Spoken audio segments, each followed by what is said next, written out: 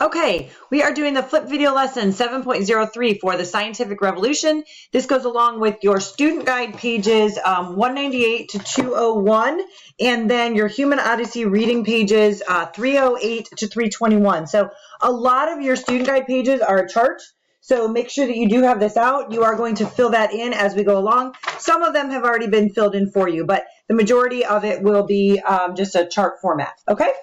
All right, so let's go ahead and get started. So lesson introduction, the scientific revolution. What happens if you mix blue paint with red? How long does it take water to turn into ice in your freezer? Do tomato plants grow better in sun or shade?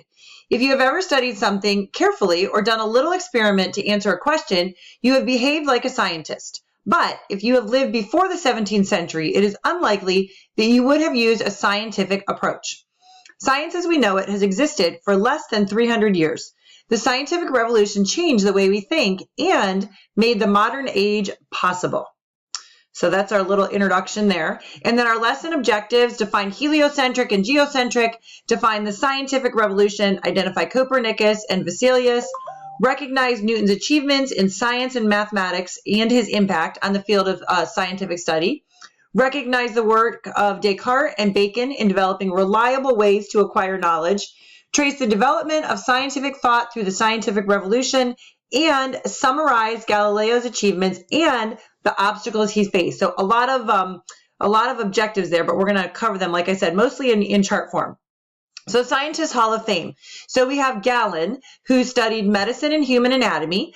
His discovery was the human body and how it functions, and then how to treat it. Method of discovery, he dissected bodies of dogs, pigs, and monkeys. Published works, he wrote many volumes to explain his ideas about how the human body works. And then some additional information is that students and teachers believed that he was a physician and that he knew almost everything about the human body. So they gave him a lot of credit. Not that he probably did not know a lot, but they might have suspected he knew more than he really did.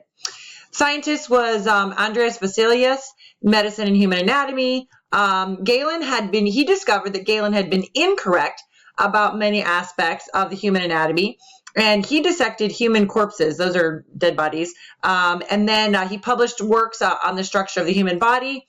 And his book first really gave accurate and detailed pictures of the human anatomy. So he tested the old understandings against his own observations of nature. And how many times have you seen a picture like that, when you go to the doctor's office, showing kind of all those muscles and tendons and everything in the human body?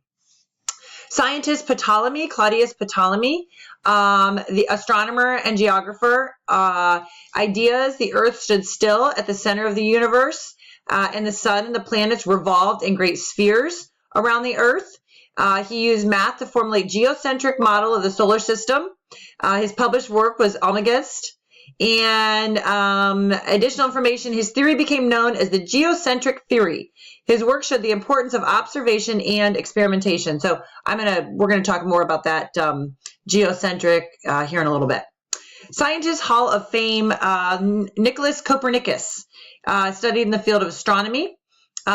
His idea and discovery was that the Ptolemy understanding of the universe was wrong, and the other planets of the solar system revolve around the sun. So we're tying in some science here with history, this age of scientific discovery, and what they did to discover how things worked.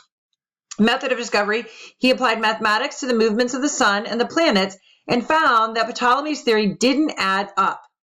Published works on the revolution of heavenly bodies, and he criticized the thinkers of his time for unquestionably accepting writings of ancient Greek and Roman philosophers. So basically saying, hey, why are you not questioning this? Why do you believe this? So that was, he criticized people that did that. And sometimes, we do that today. Someone tells us something and we automatically, okay, we believe that. We don't do the research for ourselves. So that's kind of where he was going with that.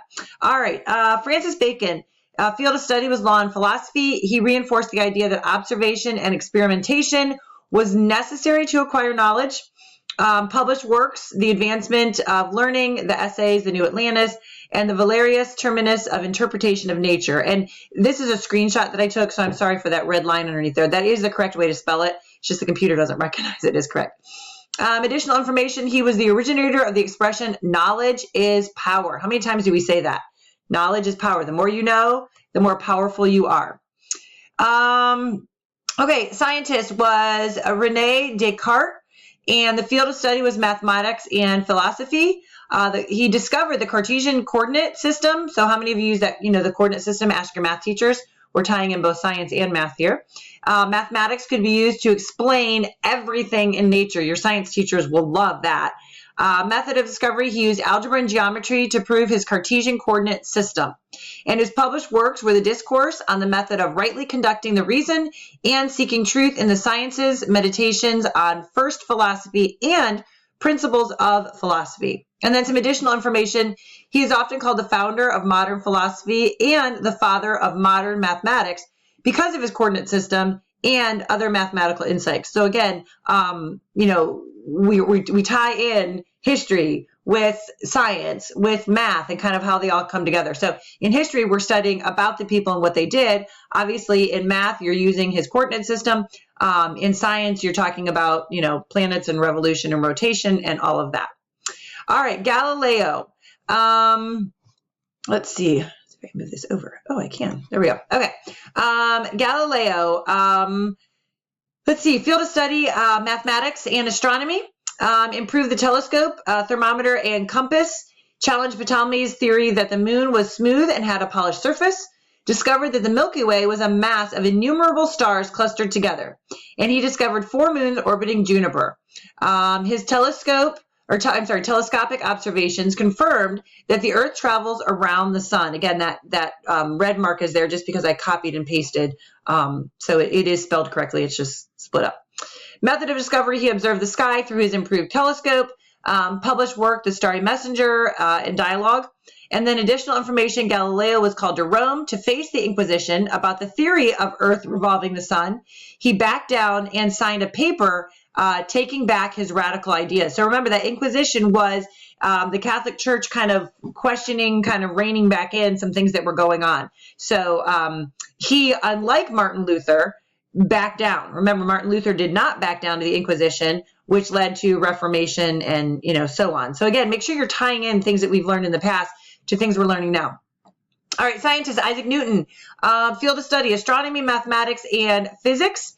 The theory of universal gravitation, a new branch of mathematics called calculus, which I don't think any of you do calculus now, but you will. That could be used to calculate the speed, direction, and positions of moving bodies. And then while light was actually made up of the many different colors of the spectrum. And he also came up with the 3 laws of motion. And I'm sure, a lot of you have heard of that. Again, in science, you've heard about that apple, dropping down from the tree.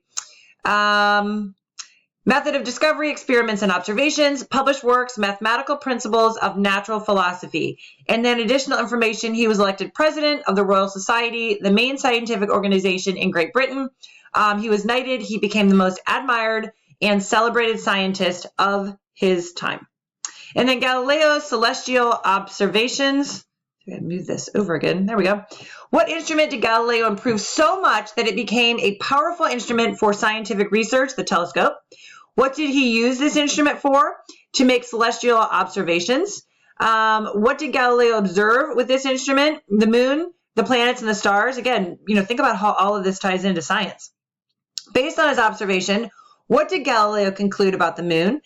He concluded that the surface of the moon was not smooth, but uneven. Not unlike the face of the earth. And, you can picture that, a picture of the moon and what it looks like. It definitely is not smooth. And they didn't have, obviously, the technology we had now to see an actual picture. The scientific method is a series of steps to follow in order to test their ideas. The basic steps include making an observation, asking a question based on the observation, establishing a hypothesis, which is to answer the question, experimenting or testing the hypothesis, and drawing a conclusion based on the results of the experiment. So how did Galileo use the scientific method to draw his conclusion about the moon? Galileo observed the moon and formed the opinion, which would be his hypothesis, that it is not smooth as most scientists thought. He then observed the moon many times over a period of 2 months and concluded that, in fact, the moon's surface is uneven. And again, we can do that now with our hugely advanced technology, but that wasn't done in the 1600s. They didn't have the technology that we have now. So what we know is a drop. What we don't know is an ocean. So, think about that. What we know is a very, very small part. What we don't know is an ocean. It's a very wide range. So fortunately, you guys are in 7th grade and you have a whole ocean to explore. So you have lots of little drops to put into this big ocean of knowledge that you will eventually have. All right. So there we come to the end of our flip video lesson. Thank you so much for joining me, and I will see you soon. Have a great day.